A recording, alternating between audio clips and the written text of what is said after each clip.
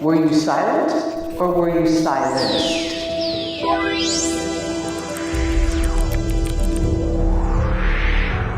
Nearly 2 billion people around the globe watched their wedding. From the outside, it looked like something out of a fairy tale and appeared to signal a new day for the modern British monarchy. This couple represents everything people can celebrate. It's a wonderful fairy tale. It's something. They became one of the most talked about couples in the media. Then in January 2020, there's been an almost shockingly quick turnaround. What? I was silent. Were you silent or were you silenced?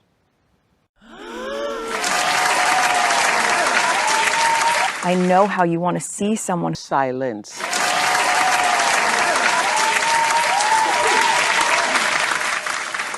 Obviously. Okay.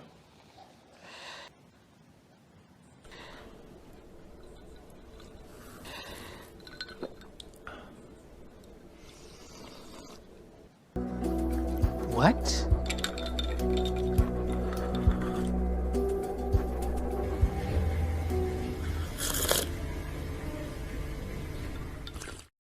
Misguided. Why, hello there. Drama and drama. Do I look royal? My intention for today's look was, what I would wear to interview Meghan Markle. You see my shirt has like tiny little lobsters on it? Someone trying to talk shit. I heard there's some tea. Royalty. So I feel like at one point I would make a joke and be like, I'm wearing lobsters because I'm getting juicier with the pressure. But there needs to be more to that. I bought this tie and scarf? Pocket square. I'm fancy. I bought this tie and pocket square at Burlington Coat Factory and I regretted it. I was like, I couldn't spend that $6. I couldn't. But I knew when I saw this gold pocket square and this tie with gold accents, I knew that there would come a day where I would need to be fancy. And finally that day has come. Oh. That day has finally come. I am ready. Honestly, it looks like I'm trying to sell you some Bibles or convert you to a new religion, neither of which I am trying to do. Honestly, this tie is like kind of tight. Ties give me trauma. They remind me that I had to teach myself how to tie a tie because I don't have a father. Should we keep the pocket square? I don't know. I kind of like it. Maybe I should just unbutton this. I need to live a little. Come on. Megan Thee Stallion would not appreciate me dressing like Megan the Mormon to meet Meghan the Markle. Little disclaimer. The sun is setting right now, so the lighting may gradually change, but that is okay. Girl, there is some royalty happening. The institution, more like the insta-stupid. Ooh, I have a pocket square, so I'm officially like on the level of the royal family. So because I have this pocket square, it means that I'm allowed to have opinions on what's happening with the royal family. Today we are going to dive into all of the royalty, honey, okay? So that if you are having conversations, you're not gonna have to feel stupid and not know what's going on over in the UK. This merman's gonna keep you updated, honey. So Oprah and Megan Thee Stallion had an interview with Harry Styles. It's wild. Apparently Megan Thee Stallion is pregnant with Harry Styles' baby, and the baby is like destined to be a prince, but nobody wants him to be. I don't know. So I watched this interview once. What? Just the important bits so that you feel like you learned about this interview like I did twice. I never understood why Meghan was seen as like a villain, honestly. I always thought she seemed really nice and like pretty. Apparently Meghan Markle was like a childhood activist and changed a commercial by writing a letter. This is insane. Look at this. My name is Meghan Markle. I'm 12 years old. Women are fighting greasy pots and pans with ivory. And I said, wait a minute, how could somebody say that? I think I'll write a letter. Dear sir, in the commercial they said women are battling grease, meaning only women do dishes. When I heard this, the boys in my class started saying, yeah, that's where women belong, in the kitchen. It makes me feel like they're gonna grow up thinking that girls are less than them. 3 months after Meghan wrote to the president of the company, Procter & Gamble changed the commercial. You know, she's just one of those people who from birth was like perfect and destined to be a princess. Anyways, let's continue. This interview was like an hour and a half, and basically there was a ton of tea revealed in this royalty interview. Meghan Markle walks into this interview pregnant as fuck. Nobody knew. Oprah had no idea. Harry probably didn't know. My first question would be, who's the father? Are you keeping it? Oprah dives into, is it a boy or girl? Whoa! Wow. I know. How is a hug, virtual hug? If you're having a boy or girl. We do this time. I will wait for my husband to join us and we can share that with you. Okay. To go. Let's keep watching. Imagine it's the first time you're meeting Oprah and you walk in and she just goes, whoa. I hope it's like that when I meet Oprah. I hope I walk in and she goes, what if Meghan was just like, no, actually, I just went to Chipotle. It's kind of a whole thing. Girl, apparently Chipotle is like pizza gay. Anyways.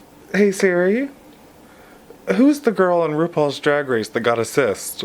Can we just pause for a moment and comment on how beautiful both of these women are? Like, gorgeous. This location, which is a friend's house. Can I be that mutual friend? Where is this? Is this like fucking Narnia? What the hell? I'm obsessed. The first tea that they reveal is essentially that Meghan and Harry got married before the actual like royal wedding, which makes sense. I mean, I would have done the exact same thing.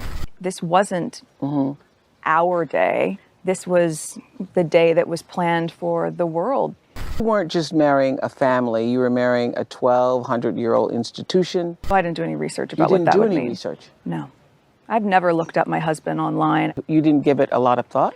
No, we thought about what we thought it might be. He and I were very aligned on all of our cause-driven work. That was part of our initial connection. What do you know about the royals? It's what you read in fairy tales. Right. You think is what you know about the royals, right? So it's easy to have an image of it that is so far from reality. And that's what was really tricky over those past few years is when the perception and the reality are two very different things, there's a complete misalignment and there's no way to explain that to people. Meghan essentially says that she has no idea what the day-to-day would be like. And honestly, who would? I feel like that's almost like a responsibility of Harry to say as dating her. But also you don't want to like scare someone away telling them, hey, if you marry me, you have to do all of these duties. It's very complex. So in the beginning stages of dating, it seems like Harry didn't really tell Meghan much about what's happening behind the scenes at the palace. He wanted Meghan to meet his grandma. He says, okay, well, my grandmother's there, so you're gonna meet her. Oh, great. I loved my grandmother. I used to take care of my grandmother. This is great. He goes, right, do you know how to curtsy? Do you know how to curtsy? I want to get to a level where people ask that when I'm meeting someone. What? So do you know how to curtsy? Do you know how to curtsy? Wow. And that was really the first moment that the penny dropped, that this wasn't So then did you Google how to curtsy? No, we were in the car. Okay. We were in the car. What, you don't curtsy when you meet your grandma? Weird, Meghan. How does one arriving. curtsy? Yes. Deeply. She does the world's deepest curtsy and the queen loves her. I met her and apparently I did a very deep curtsy. Do you know how to curtsy? I don't remember it. Do you know how to curtsy? When you go to the European culture, it's a little bit more extravagant than that. Grab your skirt and go all the way down to the floor. And then we just sat there and we chatted. And it was lovely. The Queen says, yes, you dropped that to the floor. The Queen was living for this deep curtsy, okay? This is a completely different ball game. Were you silent or were you silenced? Instantly, the tabloids were littered with bad headlines about Hurricane Meghan. Hurricane Meghan. There was also a story, did you hear this one, about you making Kate Middleton cry? This I heard about. Okay. That was a turning point. It was reported that Meghan had left Kate in tears over the bride-to-be's strict demands over flower girl dresses. No, the reverse happened. A few days before the wedding, she was upset and it really hurt my feelings. And I thought in the context of everything else that was going on in those days leading to the wedding, that it didn't make sense. Somehow they twisted this within the palace and let the reverse come out. And Meghan felt so betrayed that they couldn't just clear up this rumor. Honestly, I fully understand where she's coming from. Imagine how gaslit she must have felt in that moment. To know that she had been the one who was crying because of someone else and the public thought the exact opposite. That's insane. And they couldn't just clear up the rumor. The institution knew it wasn't true. So why didn't somebody just say that? It's a good question. Meghan Markle was the first mixed-race person to marry into the royal family, and they constantly reminded her of that. On top of telling her that directly, they did that in little ways by letting lies proceed through the press about her. At this point, Meghan talks about how she's always stood for women's voices. That's the irony of the last 4 years. She's been silent, and then we get the iconic... I was silent. Silent? Or were you silenced? Or were you silenced? The latter. Meghan says... The latter. She was silenced. She was silenced. I feel like we're spending a lot of time focusing on the meme rather than the answer, which is yes, she was silenced. Meghan, her family, and her friends were all silenced. They were all contacted and told to say no comment when referring to Harry and Meghan. And in exchange for their silence, Meghan would be protected. Silenced. And then Meghan started to realize that she wasn't being exactly protected. Everyone in my world was given very clear directive from the moment the world knew Harry and I were dating to always say no comment. Friends, my mom and dad, friends would call me and say, Meg, this is really bad.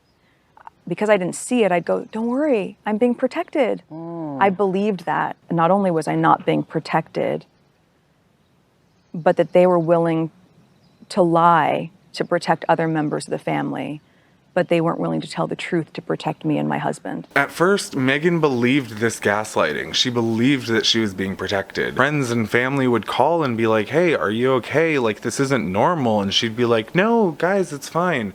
They're protecting me. Months would go by without Meghan leaving the palace. They would say, no, you're too saturated. You're everywhere. You can't leave. Meghan says that there was a point where she had not left the palace for 4 months. They were holding her prisoner and spreading lies about her in the process. Allegedly. I don't want no knights to come stab me. Now, it's really important to understand here that there is a difference between the royal family and the institution. The royal family was always somewhat welcoming to Meghan, whereas the institution was the one who was obsessed with the image and what Meghan could do and what her baby would look like. You are everywhere right now. And I said, I've left the house twice in 4 months. I guess I had felt that it had never occurred to anyone that I wasn't okay and that I had really been suffering. And I had known for a long time and had been asking the institution for help for quite a long time. Help for what? Meghan was constantly looking for moments to essentially break free. I mean, she had been withered down to a shell of who she used to be. Not many people have asked if I'm okay, but it's a very real thing to be going through behind the scenes. And the answer is, would it be fair to say not really okay? It's really been a struggle. Yes. We were making it look like everything was fine. I can understand why people were really surprised to see that there was pain there. At this point, Meghan admits to Oprah that she had been depressed. And not only depressed, but she had been suicidal. And she had asked for help from the institution's resources, like human resources department. She had asked for help from members of the family. She needed help. She needed mental help and guidance, a therapist, medicine, something. And she was denied at every turn for help.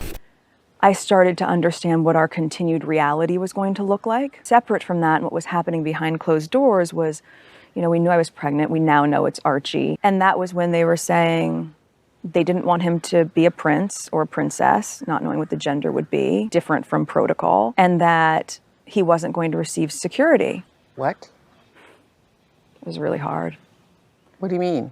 He wasn't going to receive security. That your son and Harry, Prince Harry's son, was not going to receive security? That's right. I know. But how does that work? How does that work? It's like, no. Because if he's not going to be a prince, it's like, okay, well, he needs to be safe. The great-grandson of the Queen is not going to have, he wasn't going to be a prince. How did they tell you that? And what reasons did they give? And then say, and so therefore you don't need protection. I heard a lot of it through Harry and then other parts of it through conversations with family members. And it was a decision that they felt was appropriate. But also, it's not their right to take it away. Yeah. In those months when I was pregnant, all around this same time, he won't be given security. He's not going to be given a title. And also concerns and conversations about how dark his skin might be when he's born. What? And who is having that conversation with you? What? The nerve to ask her what her unborn baby's skin would look like. What? At this point, Meghan reveals that when she was pregnant, she was told that her baby would not be royal and would not receive security. This was a decision the institution felt was important to uphold the standard of the institution or something, allegedly. There were conversations about her baby's skin color. While Meghan was pregnant, they decided to change the convention so that her baby would not have access to the throne. It's just blatant racism. Who was having that conversation? There is a conversation. Hold up. There's Stop several right now. There's several conversations. There's a about conversation about how dark your baby is going to be? Potentially, and what that would mean or look like. Ooh. And you're not going to tell me who had the conversation?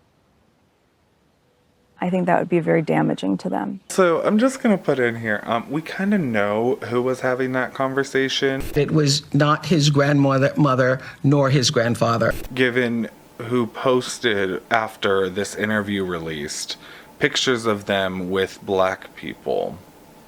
Interesting timing. There was literally no reason why Meghan's baby wouldn't be royal, aside from the color of its skin. It's insanity. Her baby would be the first person of color who is in the royal line, and then they would not receive protection? It makes no sense. So at this point, Meghan realized that it wasn't anything that she was doing, it was who she was. It is the fact that Meghan is a mixed race person.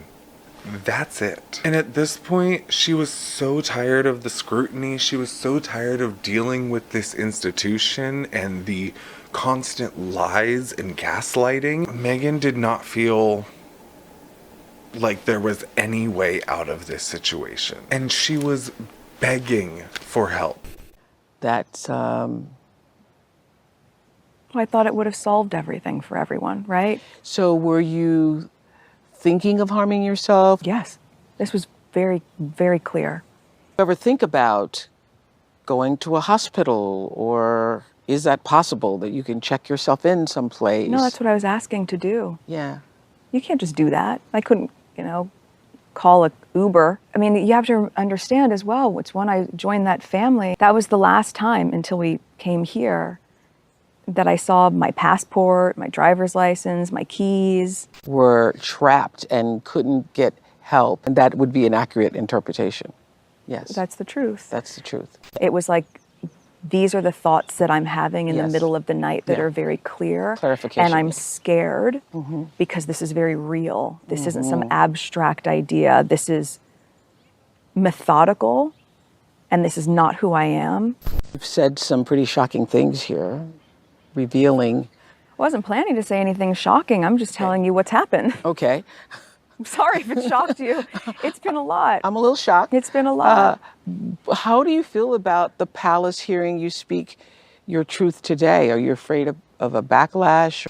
I'm not going to live my life in fear. She went to human resources. She went to different members of the family. She was having emails. Like, she was telling all of these people what was going on in her darkest moments just so she could get some kind of help. No, I share this because there's so many people who are afraid to voice that they need help.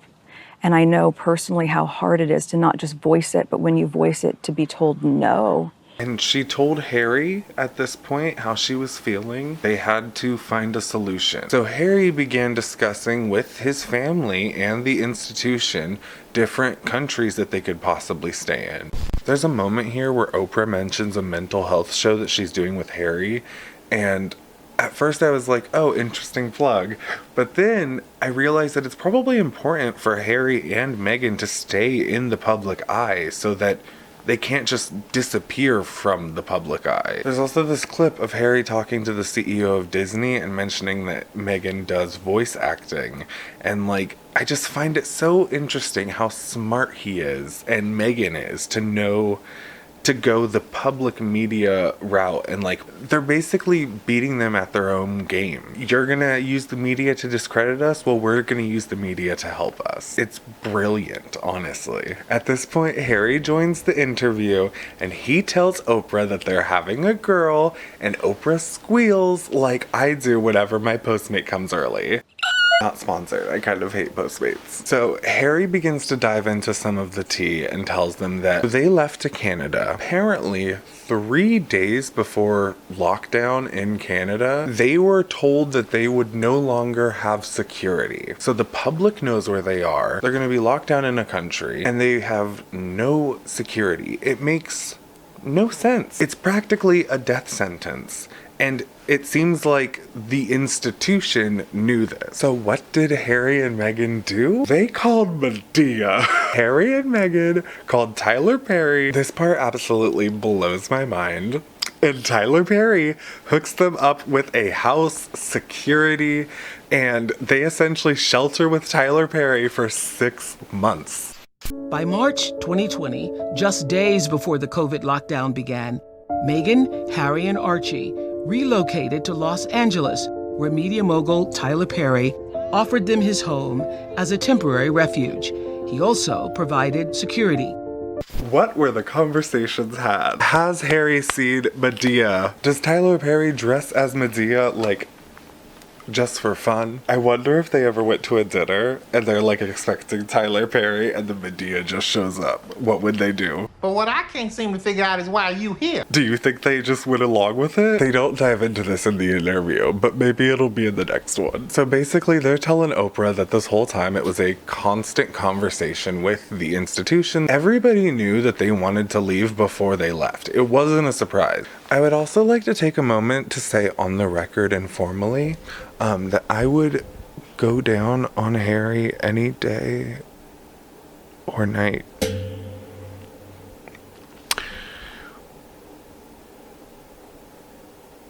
The things I would let Harry do to me? It's not safe. It's not secure. In January 2020, Prince Harry and Meghan announced they would step back as senior members of the royal family. The swiftness with which they've taken this decision only 18 months after they got married has taken everyone by surprise, from the Queen all the way down.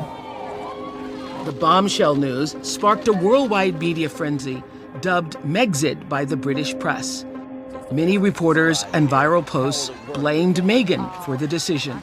I was desperate. I went to all the places which I thought I should go to ask for help. We both did, separately and together.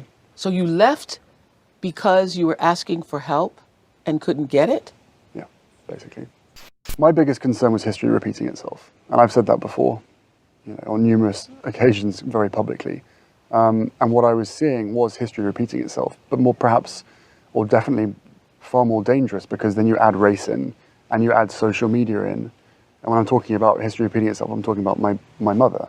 So they're hanging with Tyler Perry, who is also Medea, and then we kind of reached this point. After this, they started their own foundation and are trying to kind of stay in the public eye. I think that's really smart, because staying in the public eye lets them have a reason to be seen, accountability, places to show up to, and they can't just disappear randomly. And although Harry tries to say that the Queen was not a part of this conversation, it was the institution who was doing this, I personally believe that every single member of this family was complicit in the direct racism performed by the institution. The institution constantly reminded them not only was it who Meghan was, but it was what she represented. A mixed race person in the royal family just wouldn't be accepted, apparently. I also just love how Meghan and Harry did this interview with Oprah and just spilled all of the tea. The entire royal family is racist. They said, these bitches racist, everybody's racist, nobody tried to help us. Girl, that's the tea. The tea has been spilled yet again, and I am the harbor. Gulp, gulp. These institutions hate powerful women. They hate women with moral views, essentially, because these views affect their wallets. It affects how much money they're making and how much power they're able to manipulate to make their lives better. And these powerful women come in, they recognize the issues, and they aim to fix it and make it public because they want to make it better for everyone. It's so infuriating the amount of times that powerful women have been slayed in our history just for the sake of them being powerful. I fully just commend Harry for taking the steps that he did to save his wife, his family. I just feel like his mother would be so proud, and I don't have any room to say that as a person, but I'm proud, and I'm sure that she would be beyond proud of him. The royal family cut him off financially, so he's surviving on what his mom left him and whatever, media jobs that they can get. And that's why they're both working. And it's honestly commendable and heartbreaking in some ways. I mean, as much heartbreak as you can feel for an ex-prince. I mean, the things that Meghan describes going through is just, I'm sure, the tip of the iceberg. I can't imagine how much pain she was in. Imagine the things that broke inside the palace. Oh my God. I'm sure she broke things, right? That's what I would ask. I'd be like, girl, what'd you break? Did you break some vases? Because I would break some vases if I was locked in a palace and nobody would let me leave. I would break a couple vases. Did she break some vases? Can I see them? I would love the evidence, just for fun, just for inspiration. She was locked inside of this place for months. I'm sure she would break things. I would break things. I mean, maybe that's just a me thing, but I feel if you're being locked somewhere, you resort to violence, Maybe that's just me. I'm in therapy. It's fine.